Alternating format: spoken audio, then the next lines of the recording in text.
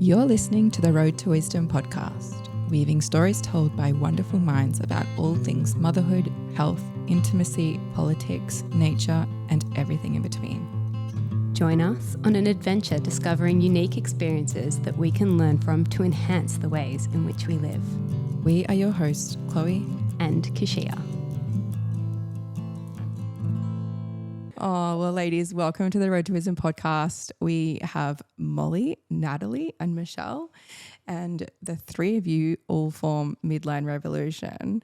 I'm really excited to talk about this because it's all about oral ties, fascia, and movement, and just kind of looking at things from a different lens when it comes to oral ties. And if you're a parent, you've probably heard of this many, many times.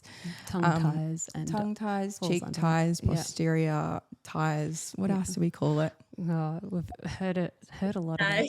Yeah, everything. So I initially came across Michale a few years ago. She was talking about things from a different light that I haven't heard anyone speak on before. And you've been in the dental industry for, I'm guessing back then when I heard it was 25 years. So I'm guessing closer to 30 or more years now. And whenever I look at your Instagram, I'm like, she's got so many hats on. This woman is doing so many different things. I can't really keep up, but I know it's all really good stuff. So yeah, I just wanted to maybe start with just who you are, Michale, and your experience of getting your own oral ties revised as an adult, and kind of what happened there, and how that came to you kind of looking down a different path for how we're treating this.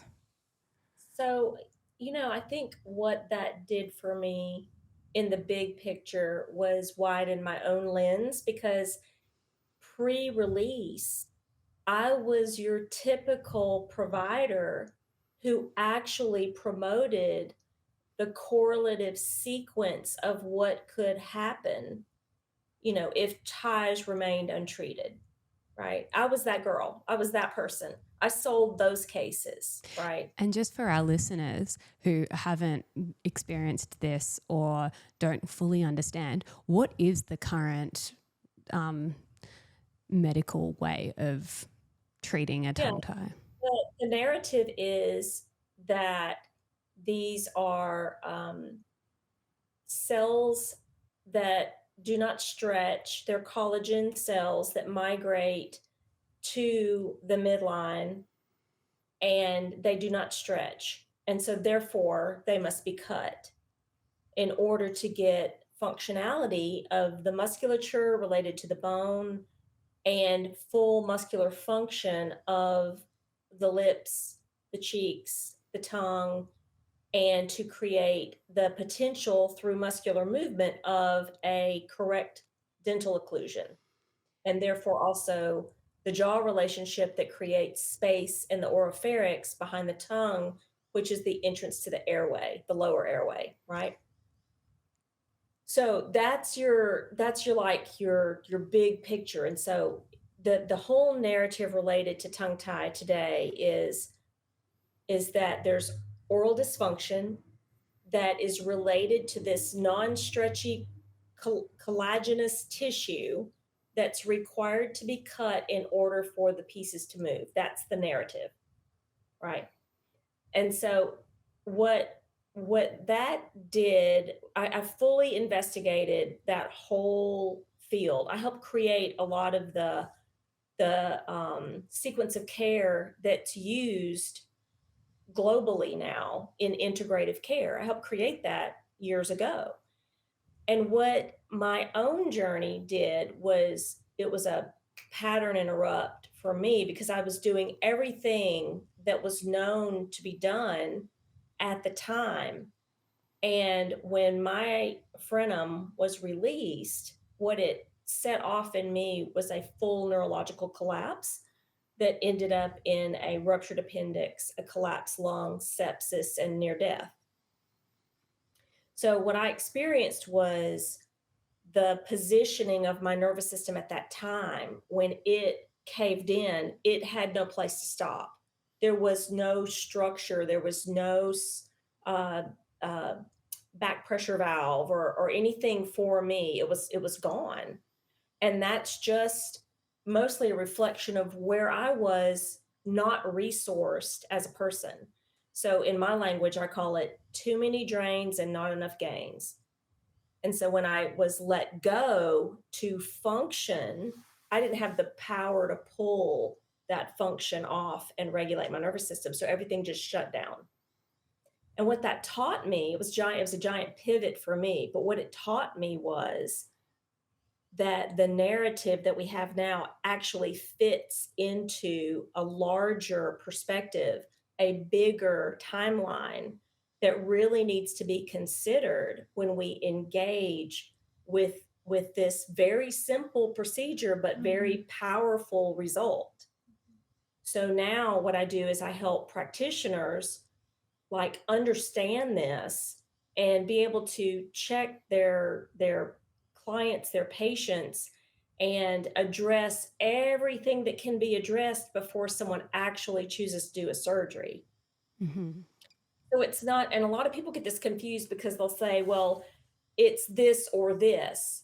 But I always say it's this and this. Where does this narrative possibly fit into your scenario? Does it or does it not? Let's go in and resource this child. Let's resource the parent. Let's get conscious dyadic moving going on between the mother and the child. Get them open and flowing and stable and pushing, you know, from the inside out and grounded and all those other things, and then reevaluate the function and the tissue and see would this child benefit from it, and then present it as an option. Mm-hmm. Because, you know, the best sales technique is urgency.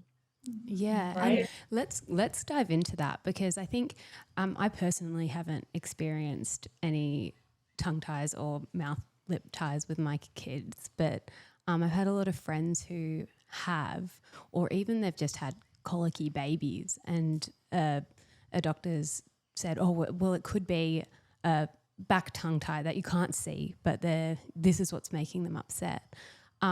And there is like this urgency to go and get surgery, like, and that seems to be the only option that they're given.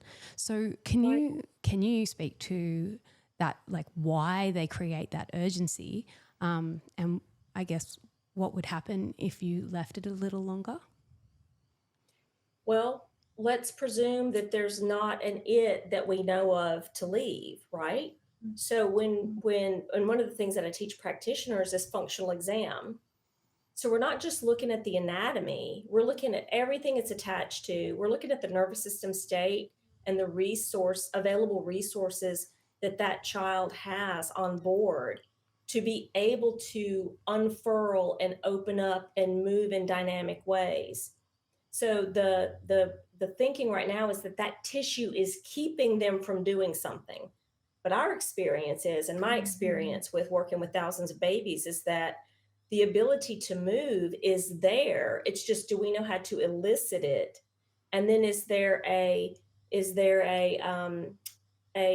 ability to create the power to run the system? Most of it's a power deficit, and we talk about that in the course, is how to identify that and how to create power in our children so that they're not overcome by some transient tight tissue, but then their nervous systems can differentiate between, oh, this is a dehydrated, collapsed, tight tissue.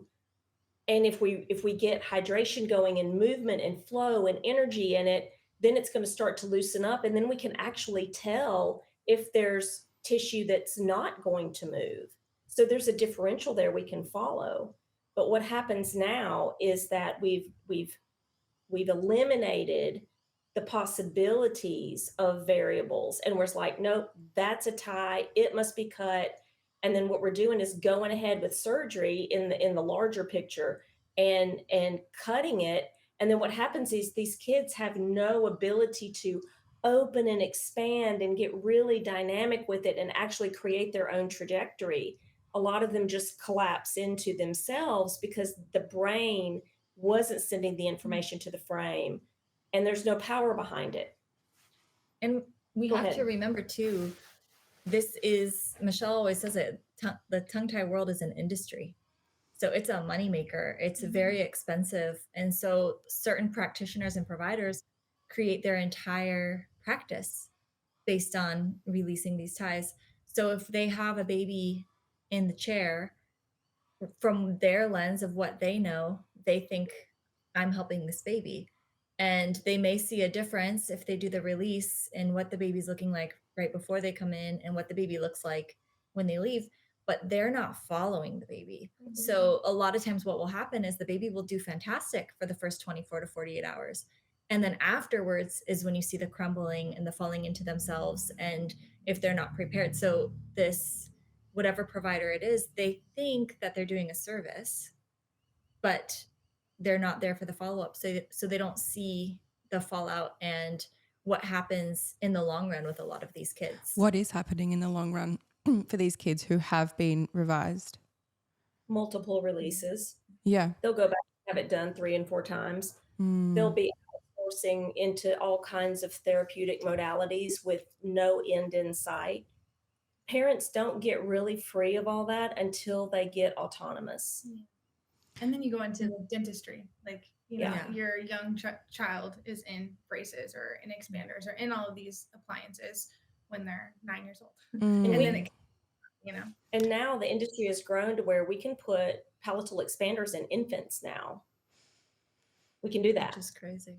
And so, and I'm not saying it's good, bad, right, or wrong. I'm just saying that what's happening is when we don't empower parents to participate in their child's experience and become educated consumers, because they know how their child's body works and the energy system works, and they know how to create, you know, dyadic movement together and use the power of mirroring with their baby and themselves, then they're constantly outsourcing to other people that eventually all of that's, it's going to come to an end. It's not going to actually get them to where they belong. And we know this because, like, when I'm working with craniofacial orthodontics, I've got, you know, tracking kids that have had amazing craniofacial orthodontics, but yet they will not necessarily always get rid of all of the symptoms, or they might relapse. So once the treatment's over, then the collapse takes on over after that. And it's can't maintain it. And they can't maintain it. They don't have the power in their body to support those changes. And that's a big deal. And that's one of the things we address in the course is educating mothers and families, the partner, how to move their children, how to resource their children, the things that are available to them, the fact that tongue tie release is not emergent care. Natalie says this all the time. She's like, we need a solid feeding plan. We need some options, and we need the ability to give them time to co-create this movement so that if there is a release done, they at least have a much better chance at opening into the trajectory than just collapsing onto themselves. Well, that's interesting, because I feel like one of the biggest calls for a release is breastfeeding troubles. So I feel like parents are, you know, especially if you're probably in the obstetrics or the midwifery care or whatever it is, where your baby gets weighed every other day and they're like, you're not hitting the mark, you're not getting there, your baby's not getting enough milk.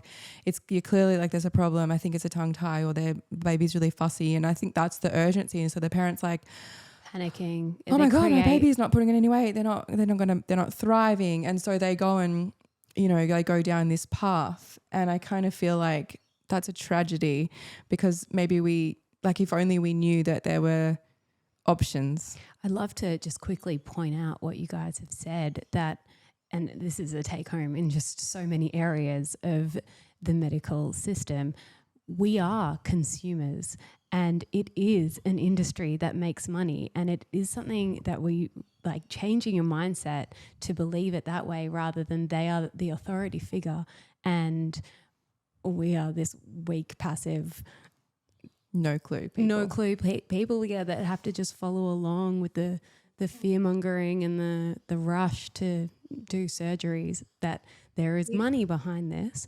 I feel like that's an excellent point about fear mongering.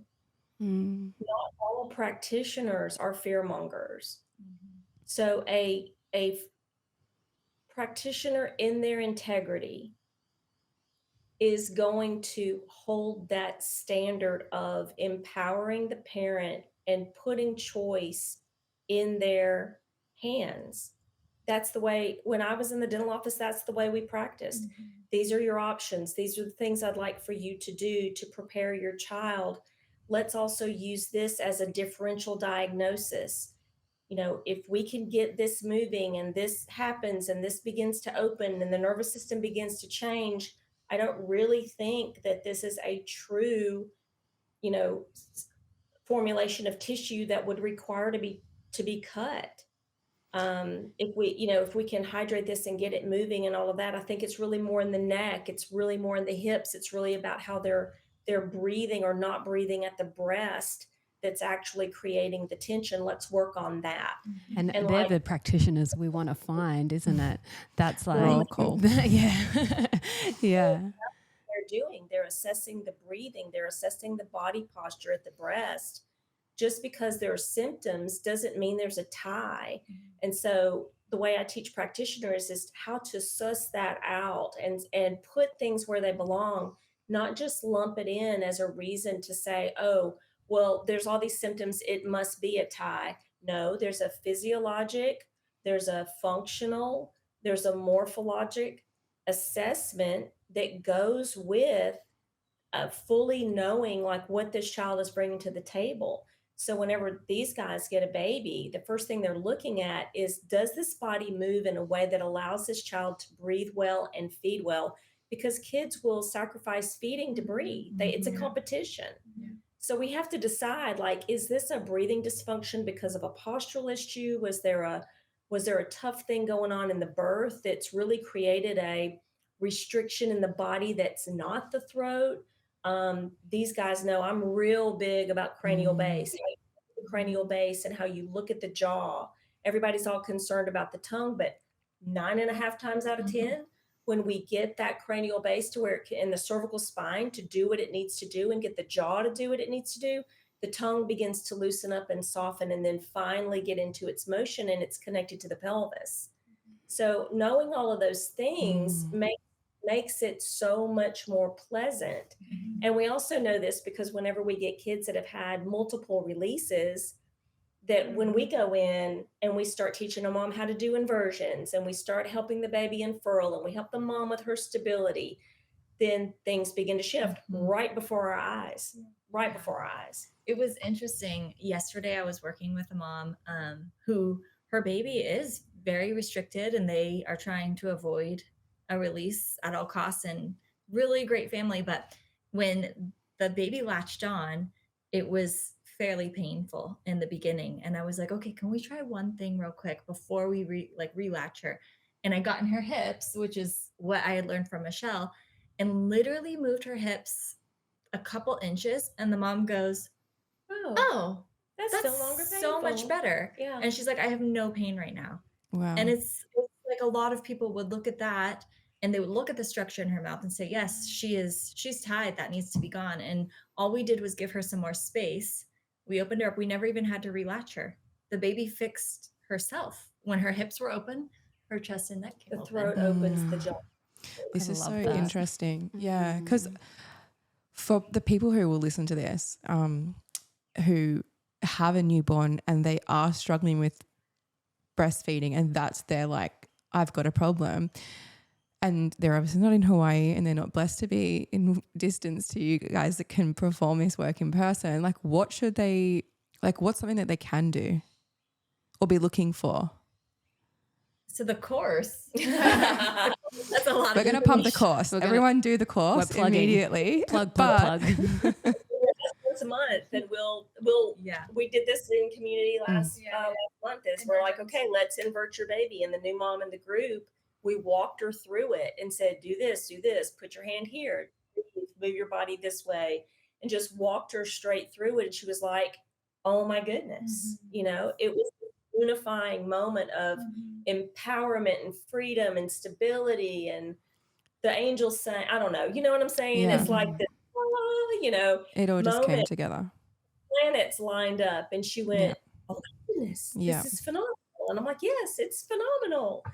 You know, have Yeah. your moment. It's totally interesting that you actually mentioned before that the body will do anything it needs to do to be able to breathe. And I recently saw, I think it was probably even yesterday, I saw a little thing pop up because the first time I ever reached out to you, Michale, was because of my daughter. And I'm sure you probably don't remember the conversation because it was literally years ago.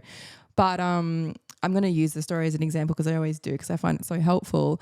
But basically, like when she was around 2 years old, she just developed mouth breathing. And I was like, alarm bells, what's this all about? And then I noticed she had raging, massive tonsils. And then I later found out she had really restricted nasal passage with massive adenoids. And I was just like, what is going on here? Because I hadn't really noticed it up until that 2-year-old point. Like she definitely had a hard time breastfeeding at the start, but she was my first baby. And I was like, I just don't know what I'm doing here. I think this is just hard because far out, I have no idea what we're doing. And like, you know, I've got no support here.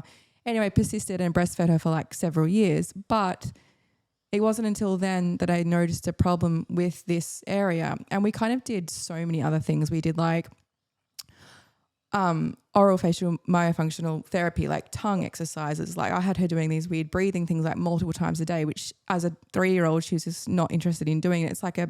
It's so stressful just even trying to engage with that type of thing.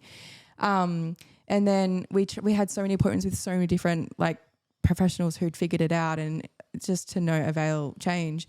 And her breathing became so bad. She develops like a sleep apnea and snoring, and just like started to get lethargic. Like I could just tell like her little spark was just slowly kind of diminishing. And then every time I spoke to somebody about like myofunctional therapy, they're like, you have to get a release. And I was like, or you have to get her tonsils taken out. And I was like, it just was a whole body no, but also I'm desperate for change here. So I ended up getting her ties released. And by the way, we'd done like chiro and stuff from birth. Didn't do anything for us. Don't know if it's because it wasn't targeting the right thing. And now that we've done that, almost instantly after her release, where her little lip one was released, her tooth has like aggressively started decaying. And I took her to the dentist, and they were like, oh, this would have happened. This has been happening for years. And I was like, no, because prior to her release, the dentist said she had perfect teeth and no decay. And then as soon as we released, that happened. And yesterday when I saw that post, I was like, whoa, her tooth is almost like nothing left. And this is a matter of like way less than a year. And so that just connected to me. I was like, okay, she's desperately trying to breathe, because none of this has helped. The purpose of all of this was to just help her breathe, and nothing's helped. And now she's started a bio block expander not working. And I'm like, okay, well, what is it? Because we're obviously missing something, and all these people, all these professionals, they're missing the picture, and we can't just cut and snip everything. It's not working. It's not, you know, the narrative that we're following now is that if we go in and we make the macro airway larger, that somehow that's going to give more space to breathe. I take a very, very, very different approach with this, because these same things, like I was that kid when I was a child, right? The open mouth posture, the large tonsils. And interestingly enough, all of that appeared after a traumatic event. Our family lost everything in a hurricane. And the next year, my school picture looked like that kid, right? Completely drained, traumatized, just living in a moldy house. I mean, the whole thing, right? Not that yours is. I'm just saying that it was that quick for me. And what I'm noticing about the kids is that we have to back way up, and teeth are crystals. They're crystals.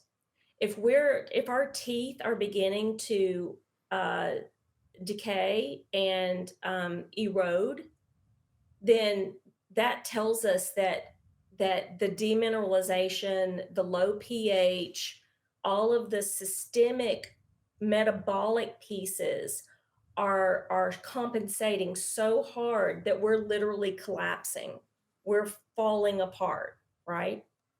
And so now we're at a level where the recovery effort is massive. There's so much, and that's why courses like Corey Malloy's Freely Rooted course are so beneficial. We just launched Rooted Families. So you might get some information and what you need out of the Rooted Families community course too. And I say that to everybody because you can go and get appliances, but it's not going to change the metabolism. It's not going to change how it's not going to change the family ecology. It's not going to change the patterns that are happening at home that are actually a resource to the child. Now, I'm not projecting that onto you. I don't know your situation. I don't know. But what's happening is the symptomatology, even out of very different situations, are similar. But what's unique and specific is that child's biology and ecology, and that's what has to be uniquely addressed. That specificity there. It's very specific. It's almost like tribal in a way, right? So the amount of resourcing that has to come on for that child to actually begin to engage is enormous. And this is why, if you followed Molly's Instagram, she's had Kua in the water since he was 2 weeks old. Mm-hmm. Yeah. She told me and weird, it's an ongoing thing. Like, she's like, why? He's not tanning. I'm like, you're missing this. Go get that. And we're constantly working on his body. He never sits still. He's always moving. He's always moving. She hands him to me. I'm working with his body. She's doing the same thing. She's doing the same thing. We're like this tribe, the village that's like, bringing all the pieces in for him. And these are the pieces we talk about in the course too. But the question becomes, when you resource a child, it can't just be for a certain amount of time. Like I see some of these Instagram accounts where they're like, spend 30 minutes a day outside. I'm like, no, baby, that's probably not going to be enough for your child. So you're going to have to live outside, and you're going to have to reevaluate your whole damn life. That's just, it's always the way. So it's not a prescription. It's a specific to you kind of thing. Right. But unless you know what you're looking for to know how to calibrate that, you might miss it. You might go into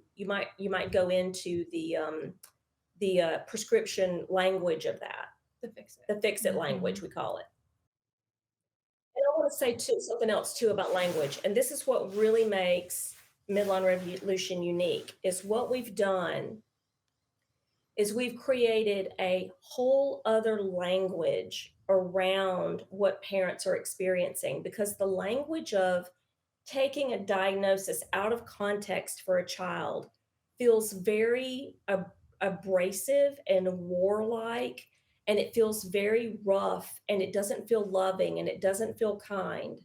It elicits the emergency. It elicits the hindbrain to just light up and do anything that it can to fix it and make it stop and go away. And that's not a livable approach. So in Midline Revolution, we use very different language around what we're talking about so that we can begin to calm down, and we can actually recognize where we have our power, and we can begin to do those things, like at least take a step and then take another step and take another step. And the people who have done that have literally seen their lives change in short order by knowing what those calibration points are. And when they're finally hitting those restorative resourcing thresholds, let's call them a threshold. Yeah. And knowing what they want. So who they are and where they are, what they want as a family. And once they get what they want, then what? They get more. They get more. They can ask for more. Continuing that. So what's happening now is parents don't even know that, all they want that to do is stop and go away. But what they don't know how to do is turn around and face and go for what they really want. A lot of parents don't even know how to say, I want vitality for my child. I want radiance for my child. I want my child to be full of the spirit and full of themselves and full of life and love. They don't even know how to ask for that because they're so focused on what's wrong. Mm. I So also true. think parents have, especially mothers, have this like feeling of it's something that they're doing, right? Mhm. Like if there's an issue going on, they think like, what can I do differently?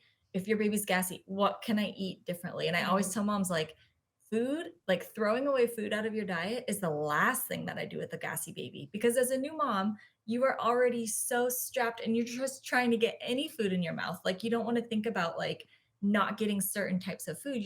You're trying to just survive and keep up. But what I noticed a lot of these moms want, like the midline revolution approach, you have to be tough. It's simple things, but you have to be tough and you have to be willing to not just go for the silver bullet because the silver bullet is really never a silver bullet. Mm-mm. There's always it might it might have the appearance of making a change quickly and then something comes up later. A few people, it might just work out. And then they're like, oh, it worked out great for me. And that's awesome for them, but that's not the story for everybody else. So with this approach, moms are always like, they're wanting to do like, what can I do to help my baby? And this, what we talk about is almost a way of being. So you're not doing things to your baby, you're being with your baby and you're slowing it way, way, way down. Because when you have a provider say, your baby has a class 4 tongue tie, like you need to go get it released, the alarms go off. And so we don't even say that. We say it without saying it in certain words, but we really want the parents to actually have their own power to make up their own minds because if you're putting on this like emergency kind of feeling of what's going on and you brought up earlier like if the baby's not gaining weight well, those providers are probably not asking about the birth. They're not asking if the baby had or the mom had a ton of fluids in labor. They're not asking if the baby had any resuscitation after birth. All of those things can affect the way a baby feeds. It's not just a tongue tie that might be the reason why they're not gaining weight. So we're trying to like really like take a step back and Zoom like out. yeah, but it's hard to be still, right? And to wait.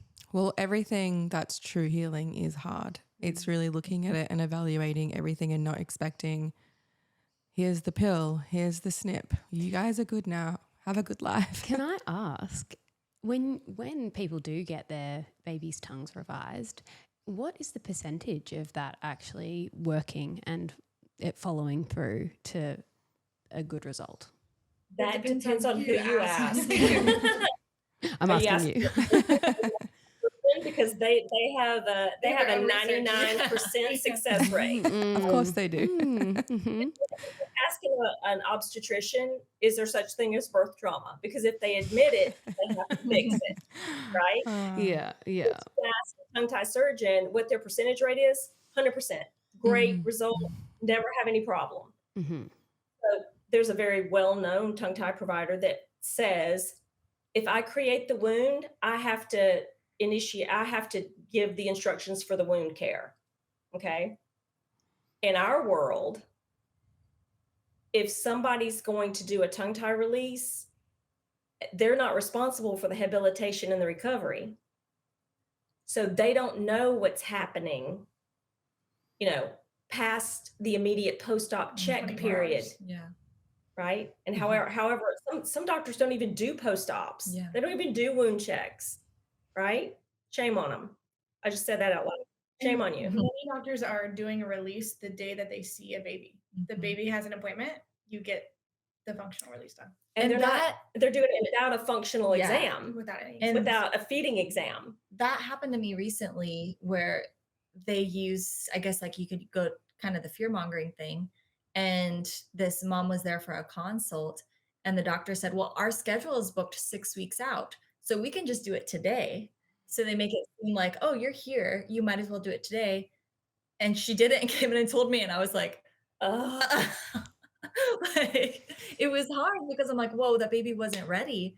And it doesn't mean that the baby's not going to have a good outcome, but it means we got a lot of work ahead of us. Yeah. It's hard because, sorry, It's hard because they, like these professionals, unfortunately, they sell the end goal to be 100% positive. And my personal experience of being so concerned about the stories of the negative impact of just leaving it or trying to figure out, like I've spent years trying to figure out like what is the cause? What do I need to change? Like what's going on here?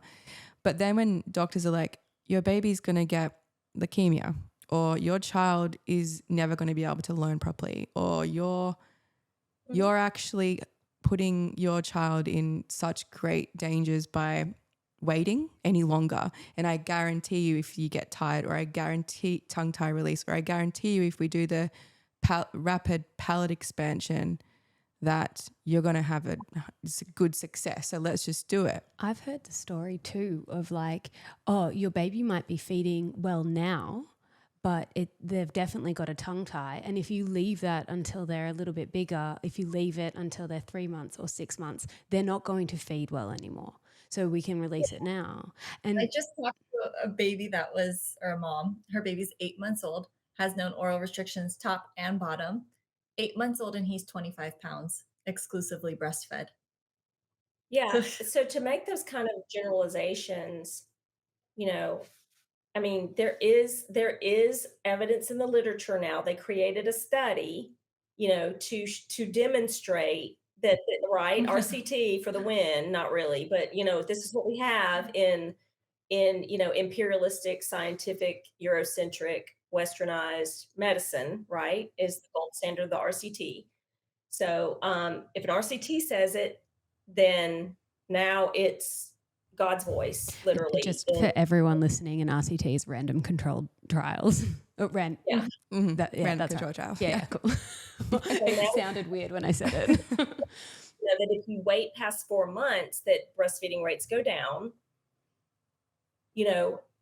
Is it true for 100% of the people? Obviously not.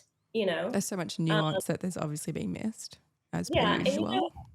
I'll just go ahead and say, like some people would say about me, oh, well, she's against the surgery. No, I teach a surgery class. I teach doctors She's taught us literally how to go into into surgery. surgery. Yeah. And do dentists. guided release. We hold the babies Yeah. that are ready for release, that need release, which is not that many. Well, and I also Well, that answered Keshia's question earlier of Yeah. how many babies, once they've gone through this approach or a different approach or understanding the full spectrum of what's going on or could potentially be going on, hardly ever need a release. Yeah. That's what I'm hearing, right? Yeah, I mean, honestly, I would just love to remind all the women that are listening to this, all the mothers that are listening to this, there's an internal calibration that you have when someone speaks something over you, right? So someone gives you a diagnosis. Some people consider that like an incantation of some sorts, right? They're speaking words over you. Yeah. And you have the choice to accept that or to calibrate to something else in your surroundings. And it feels emergent when that is coming on, when that diagnosis is given to you, but you also have the choice to change your narrative. You don't have to accept the narrative that all of these, whoever these people are, all of these people are giving to you, whether it's in birth or whether it's in your infant's young life or whenever your teenager is dealing with a diagnosis, whatever. You get to calibrate to how you want to be with that information. You still get to choose. So I know we can always we like to villainize our providers or whoever we're choosing based on what they're saying, and kind of create that drama in our lives. But it's not about them. It's It's not about about us. Yeah. Like I tell people all the time, I'm like, it's information, not good, bad, right, or wrong. You get to decide what you're going to do with it. And then the parent power is always the same. Resource your child, create movement in the child, create movement in your own body, calibrate that movement together, get somebody who understands how to open posture at the breast so the child can breathe and focus on feeding, and then do a functional exam before, do a functional exam however long later. You might need an a short-term, mid-term, and long-range feeding plan. So you might need a short-term plan to at least get the movement installed and all the things happening. And then you might go to this feeding plan the more the child opens up. And a qualified practitioner is going to evaluate orally what's happening with every step of the way. And then you can always go get a release. So are we missing something? Are we missing something with because I actually believed that this was like a relatively new thing happening to babies, but then a midwife who I know who's much older said that they used to just back in the day cut this stuff Right. before the parents even really knew about it, which With their is fingernail. Yeah. which is in like beyond me. And but then we actually talked about that. There's a lot of power in not making something a huge deal. Yeah. Like, what if we had a baby that was presented to us and we noticed that there was restriction and the body seemed open and there was tightness in the frenums and we just snipped it and we moved on? Like, what would that create? Yeah. Would there be a different potential healing outcome based on the drama surrounding the entire scenario and the regulation of the mom baby dyad? It could be a totally different story. Yeah, because that's the power of language, right? Is when you take that out of context and you make a diagnosis and then you put the diagnosis over here and you create a language of urgency and desperacy and uncertainty, and you don't return the power back to the parents, then it feels very out of context. It feels very confusing. So language really does matter. So is there anything that's actually causing this to happen in the first, like what's actually causing it? Because a lot of people who are more nutrition, dietetics focused will say that it's, all these ties and stuff are caused by synthetic, like, Acid. yeah. And, a bunch of other things. Like, does that add up for you guys? Or is it something that we're really just missing that's not really been addressed? That question presumes that if we did the thing we thought was wrong, that this problem would stop. But this has been with us since the beginning, let's say. Okay, earliest records are that, Moses. in sacred and ancient texts, we have evidence that this existed since, let's call it the beginning of humans. I don't know. I'm just going there. But what we're saying is that if we're preventive, we can stop it. If we figure out what's wrong and we fix it, then it'll stop. But history doesn't indicate that, right? So when we start talking about things like, oh, it's MTHFR and it's deficiencies and it's this and this and this, probably, and. You'll never hear me say or. Because I hold as many possibilities in the same capacity at one time as I can, because you know why? It gives me more possibility when I do that. So it's possible that it's MTHFR. It's possible that it's toxins. It's possible that it's birth trauma. It's possible that it's folic acid. Thank you. Give me another one. Name all the things. So if we say that it's probably all of those things, which I can totally understand and I totally can take that on board as a hell yeah. But did we do things differently? Like, and that just cancels out the midwife just going ahead and doing it without you even knowing, or did we treat our babies differently previously? All these babies were born with tongue ties, lip ties, mouth ties, and they survived. They were fine. Like, breastfeeding was the only option, and they seem to have, perfect jaws. Like, let's talk indigenous for a second. Perfect jaws, perfect everything. Is it because we put them in carriers? Is it because we put them in car seats? Is it because we put them in these little weird cushion pillows that we don't go outside? Like, is this a factor? Like, what's going on there? I'll throw you an anomaly. My fourth born at home in the call, tied to the tip.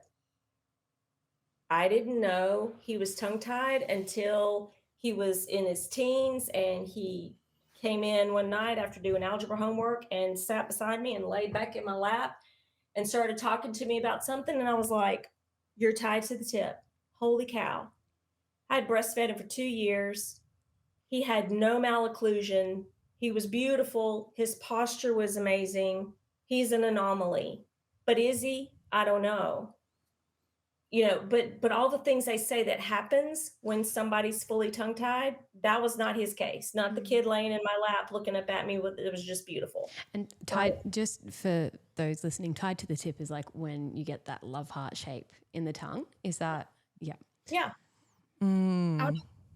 Just highlight too, Michale lived, the way she mothered and raised her children was really outside of, it was very indigenous. Very out of the norm, yeah. Outside of the normal societal pieces. And I think when you're bringing up the indigenous piece, it's huge. It's like, we don't have the village support.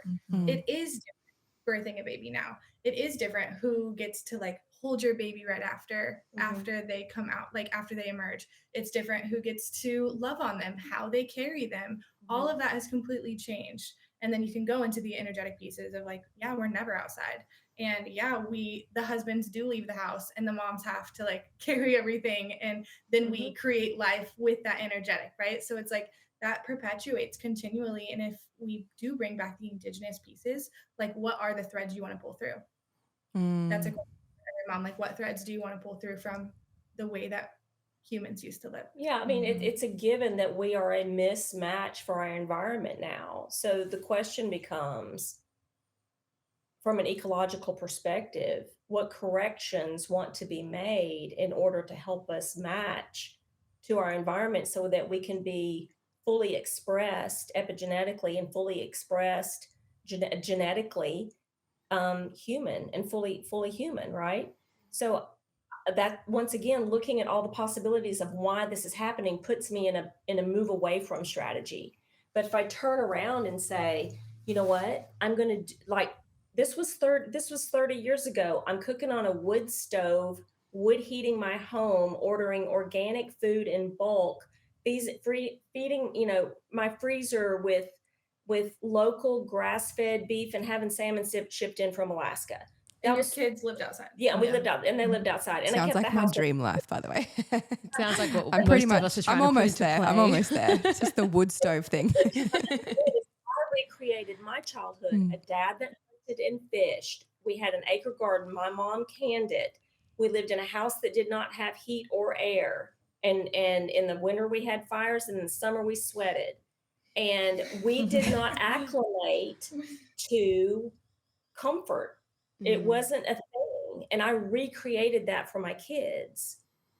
I feel like, Michale, what you're saying, like a lot of what you're saying is just kind of leading to recalibrating the nervous system. And if we can recalibrate the nervous system of like the organism that is a family, and then the mother, and then the child, it frees up a lot of that tissue and a lot of the function.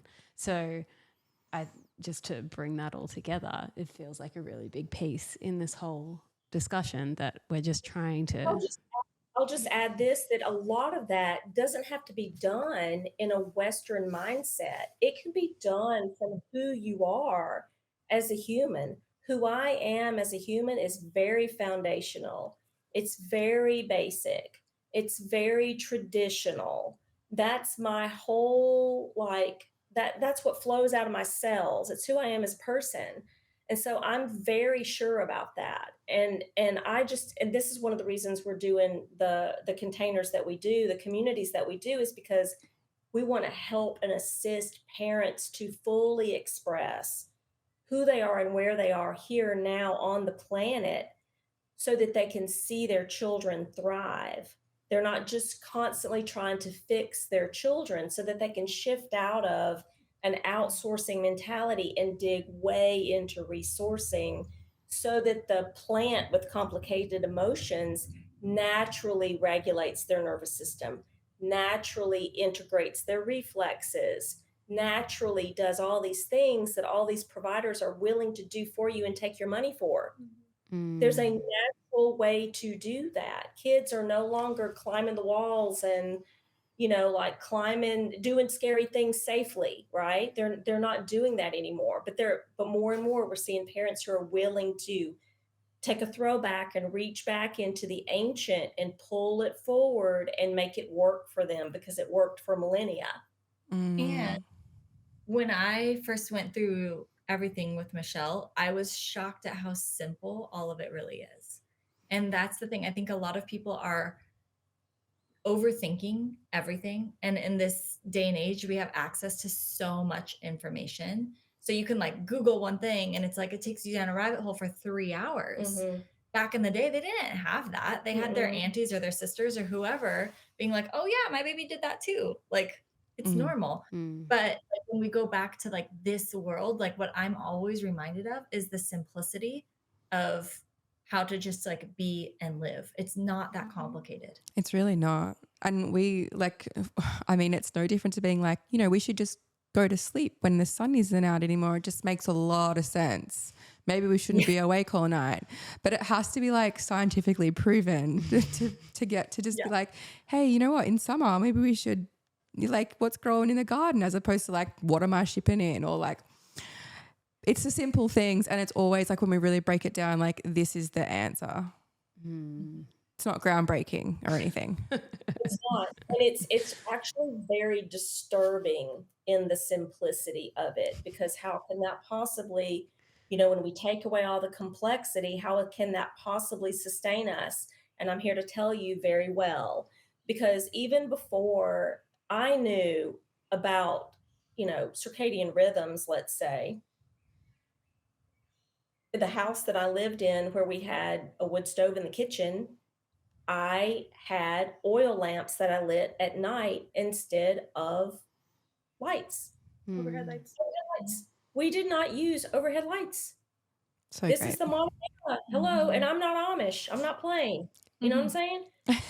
But it could help anyone. What I saw in my children was calm and beautiful. My kids slept. They slept. We didn't have a TV till my oldest was 16. They worked outside. They drove tractors and all kinds of stuff, right? We unschooled and fed them like racehorses, and we worked together as a family and did all of those things before it was cool now. You know, I call my kids at the beginning of the shutdowns, and I'm like, you guys got this? And they're like, we're good. We good. We don't need, we good, mom. Thank you now. They hated me then, but they're like, thank you, mom. We love you. Oh, it's so true. How ridiculously simple it is that actually produces the greatest feedback and results. Got to exit the matrix and just take your shoes off and go out in the sun. I mean, who'd have thought that it was just that simple? Can I ask one? We might have time for more, but one more question. When you do see a baby that has a pretty strong tie, wherever that is in their mouth, and is struggling to feed, and and you know, mum's stressed, dad's stressed, baby's stressed out. Say we've got a family in that position, what would be your first point of call, and when do you call it to go and get a release? The first thing I do is I don't call it a tie. Okay. Language. Watch your mouth. Sorry. Not a tie. No. There's distress. The baby's crying a lot. Baby's hungry. Watch your mouth. So here's what I say is I'm like, this is tight. This is restricted. This you know, short. It's short. Look, this isn't moving in the places that we want it to move. Here's what we're going to do to get things moving. And then we're going to reevaluate. Because in my world, clinically, I write notes that reflect a functional deficit. I identify it because that is what we're correcting, not the frenulum. We're correcting the deficit of function. And when you identify it properly and correctly, you're correcting the movement. It's not about the appearance, it's about the movement. So when you focus on things that actually can be habilitated and looked at and engaged with in a calm way, it completely changes the vibe and tone. So the first thing we do is we don't call it a tie. And that doesn't mean it's not being diagnosed. It means that we're loving these people to keep them calm and also giving them the next thing, because they could go to any dentist down the street and somebody will tell them it's a tie. Right. And to piggyback off what Michelle is saying, another thing that we have integrated into our work based on what Michelle teaches is assessing whether what's happening orally is a reason or a response. Right. So is the appearance, the structure, the tightness, the tautness, whatever in the mouth causing your symptoms, or is it a response to what's happening in the body or environmentally? Right. So those are like all the things you get to pick through. Is it causing it, or can we just correlate it? And that's where like we like to work together, because if I've identified a functional deficit and the way that a breastfed baby is sucking, I want to make sure that Molly has also seen that baby's body, because if the baby's like this and they're sucking funky and they appear to have a short frenum, I think if we can figure this out and get them loose there, you're going to see a little bit of a difference in the mouth. So what we do is what Michelle calls sequencing of care. So we try to identify where, like Molly was saying, like where is the issue originating from? Is it truly because the frenum is what's causing the problem, or is it because the baby had a traumatic birth and they're like this and their body needs to be a little bit unwound, and then once their body's unwound and able to move, then they can move their head and their neck and their tongue and their jaw and all of that. But we try to like sequence it to the point of like, if I was working with a baby, I don't like to send them for release until Molly or Michelle has seen that baby and checked their bodies and made sure there's nothing remaining. But if we get to a point where we've been working with the baby, we're seeing great changes in the baby's body, and yet there's still these symptoms, or say their symptoms are getting worse, or you've plateaued and you're not getting quite where you need to be, that's kind of where we determine, okay, would there be a benefit to releasing this tissue, because we've done everything that we can along the way and we're not quite right where we need to be. And at that tipping point too is when we go in and assess, like, what's the family's paradigm? Yes. For life in general. What's their belief system? What is their belief system? Are they full on medical system? Yeah. Okay. Like, we can get behind this. If this is remaining and this is how you want to go for it, like, let us support you 100% in this, because your belief in that is important. It's important. And that's what belief in. And so if you're totally anti-frenectomy, we're not going to even offer that as a suggestion until you came to it on your own, if that's where we had to go with it, right? And even we've had so many moms that are like, oh, somebody told me that my baby needed a release and it was a no for me. Kind of like you said with like whole body no. Yeah. Whole like, body no. If it's a no, we honor that. And then we'll work with them. And, maybe the baby gets to the 80%. Maybe they get 80% improvement. And the family's okay with that. Like, they're like, I know that I will do anything it takes except a frenectomy. So we'll get them as far as they can. And yet if we have another family who's like, I want to do this as holistic as possible, but I'm open to having a procedure if needed, it's going to go different with both families. That's so important. Yeah, I think that's absolutely incredible, and something that so many practitioners could definitely take on board. There's going to be a lot of people listening to this who have gone down the path, and I'm one of those people who did that out of, feeling just dire and desperate and needing to see or wanting to relieve my child a little bit. But no, like, I know that I wish I didn't do that. And I know there's probably a lot of parents who feel the same way, like coming to know that there's a different side to it. Like, they just feel like a bit of regret or a little bit sad that they did that to their child. Should they or could they do something to support what has happened to the child? Because obviously they've just, the whole cut and snip approach. And Michelle, your experience of that being a complete collapse of so much, maybe it's not as obvious as to a child that there has been a collapse, or there is like a bigger problem behind closed doors. what can we do to kind of support that perhaps invisible problem that it may have created? You want to go with that? Sure. Firstly, I was gonna say to this prompt, that is an invitation. Your decision is an invitation into deepening your intuition, if that's what needs to happen. Like whatever road your decision led you down, it's an invitation to take that and evolve and grow from that, right?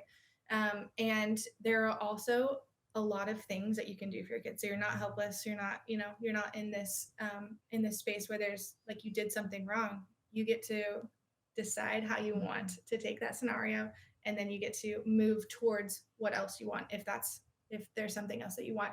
And I think we've just hit on it like many times, but we'll talk about it again, is like resourcing your child and your family is going to be the number one thing we always suggest to take you out of any type of fight or flight situation, hindbrain, blaring the alarm bells. Oh shit, I did this. Oops, sorry, I don't know if we can cuss on it. Okay, it's fine. We swear a lot.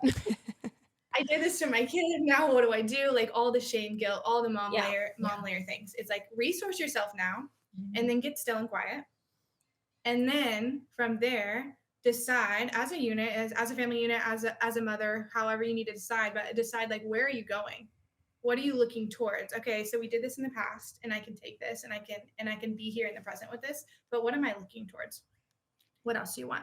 And always remembering, because I brought up earlier that moms always have so much guilt, I always tell moms, you did the best you could with the information and support that you had at that time. So you can always play the game of like, oh, if I would have just known about you guys, or if I would have just done this, or I would have just done that, that's not the reality of what happened. So the reality was you took the information that was given to you. You are a mom, you know what's best for your child. And you took that information and everything that was presented, you made the best decision that you could at that time. And that's what I always try to remind people of, is like Molly said, like you can move forward from that, but don't beat up yourself about it, because you're a good mom no matter what. Like you're a good mom. You're doing what's best for your child and what you believe to be best. And your choices you're going to make for your children are going to change all the time. Yeah, it's okay to change your mind. Yeah. I think we just forget about that. Yeah. It's okay to like pivot. If something doesn't resonate anymore, like I'm going to go the other way. Great. Well, that's the thing too that I always say is, in the West and Western thinking, especially with the enculturation of school, is that there can only be one answer. There can only be one correct answer, and that's not true. There can be multiple options. And we can say and instead of or but. But along the lines of forgiveness, I went through that in my own journey too, of forgiving myself for doing this to myself. And I crawled out of that hospital 11 days later and couldn't stand up straight, and spent the next 3 months with drains and had 3 surgeries and 13 holes in my abdomen and lost 25 pounds and didn't recognize myself. I was alone beginning again and had to build it all back and offer major, major forgiveness for myself. And so a lot of the approach that we take is what I learned about coming back from the dead. It's like, this is the way to rebuild. I think it's a good reminder too for everyone that no matter what we've faced, the body has such an incredible capacity to heal. And that goes for our children, it goes for our family units, it goes for absolutely everything. So we're so wise. I'm okay. Our bodies are so wise and we are so intelligent, but we are so disconnected from it.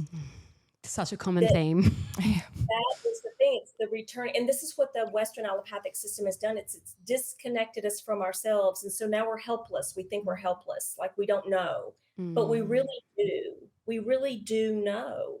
It's just that we don't trust ourselves to know. And like even the whole field of obstetrics has separated a mom's wisdom from herself and her ability to make decisions from herself for the sake of, quote, safety, so that you don't do any harm. But it's not true.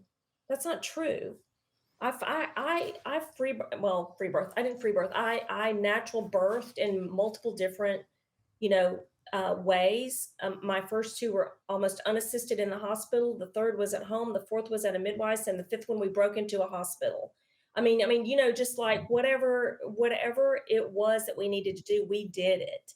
And I natural birthed all five of them in various types of situations, and then of course watched Molly, you know, do her thing with Kua. And so we are wise, we are intelligent, we have our answers inside. We just don't trust it anymore. Definitely. And it's definitely something that we talk about a lot. We share a lot of free birth stories, and there's definitely a common theme of just really coming back to what we innately know and having to trust that. And it's a journey home. Well, that self-responsibility that Yeah. it takes to go on the journey of free birth, even the idea, you know, Yeah. especially as a number, like your first baby, even that idea, what does that bring up in you? And that's the same thing that's going to be brought up whenever your baby faces a lip and tongue tie or have breastfeed. Like all of that whole scenario is the same innate, that you need to trust in that. And that's and take back the responsibility. That's one of the things we do in the course too, is we're like, congratulations, you've got your first opportunity to learn the process of trusting yourself and asking intelligent questions. We're happy you're here. We're happy you're here. Welcome, you know, because just like you experienced with your child, the quote, you know, most of the mainstream would look at it and go, oh, well, they had undiagnosed ties. So now they've got tonsils and adenoids and all that. Those two things can be completely unrelated. They can be. Yeah, 100%. And see, what happens is now you've got that, and the next thing's going to be an early interceptive orthodontic appliance, and then myofunctional therapy, and then integrating reflexes, and then the body piece, and then when's it going to stop?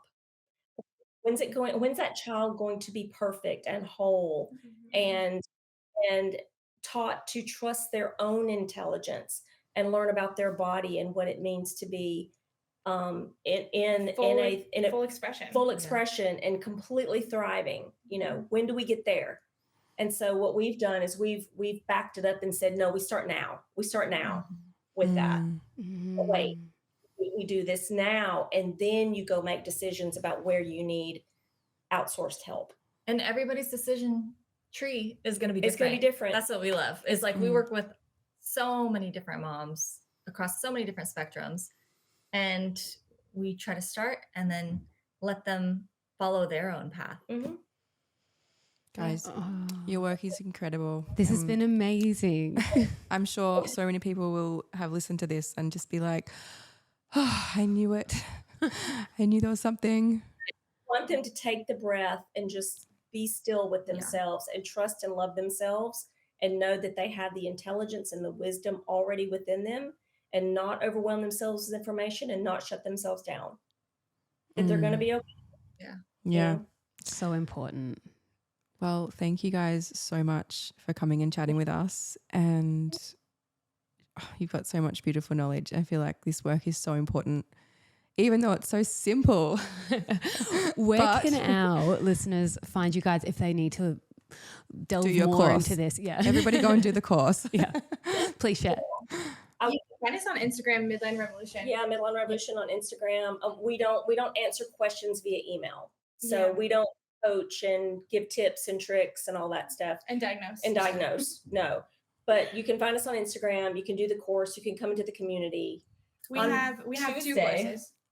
Well, we have two courses. So we have the Evolution of Lip and Tongue Tie. That's the flagship course. And that's where you're going to get information about this entire season, the lip and tongue tie season that moms are in. And you're going to be able to get information on how to move your baby, how to breastfeed a functionally deficit baby. And then we have another course, the breastfeeding course, which slows everything way down. It's a drip course over 5 weeks. And that is for moms that are trying to take themselves out of the emergent situation and really want to just connect with their baby and create connection. Seek answers internally instead of outsourcing. So we have those two courses. And then Tuesday, on October 22nd or 24th. I don't know when this is going to be released. Probably in about 6 weeks. Okay, cool. Yeah, we won't even mention that. Yeah. Okay. I was going to say we could actually do a little shout out, but we could still do that. Yeah. I don't even know what date it is, to be completely fair. I'm like October 24. I don't even know. Yeah. Next Tuesday, but are you doing a day ahead of us? Yeah. It's Friday for us. Yeah. Okay. So fun. Yeah, that is fun. You're in the future. Yeah. It's really fun when I've got to organize the Calendly links. Yes. Well, thank you. I can't even do daylight savings time. Yeah. Oh, well, we're in different time zones at the moment because she's daylight savings and I'm just up the road, which is not. And so my brain, I'm like, I can't function like this. But anyway, thank you guys so much for the time. You guys were to say anything on the 24th in America. 25th for us then. Yep. We're doing a webinar. It's a 2-hour webinar that kind of dives deep into what each of our courses offer. We're going to do some breastfeeding positions like live, and then we're going to do movement positions live, and then we're going to have a Q&A because a lot of people just have questions on what the course is. So it's just a 2-hour webinar if anyone wants to join. Oh, that's amazing. Yeah, we can definitely share that on our Instagram and get the word out, because I feel like that's just information that everyone should hold, whether you've had tongue ties or not. Sorry, restrictions or not. Oh, I'm going to hit her. I'll slap her later. Restrictions. Thank you guys. Yeah, thank you guys so much. Have a beautiful evening. We'll chat soon. Thanks for tuning in to the Road to Wisdom podcast. To join the journey, you can follow us on Instagram at theroadtowisdom.podcast and at www.theroadtowisdompodcast.com. Don't forget to subscribe and leave a review. We look forward to seeing you next week with more juicy content.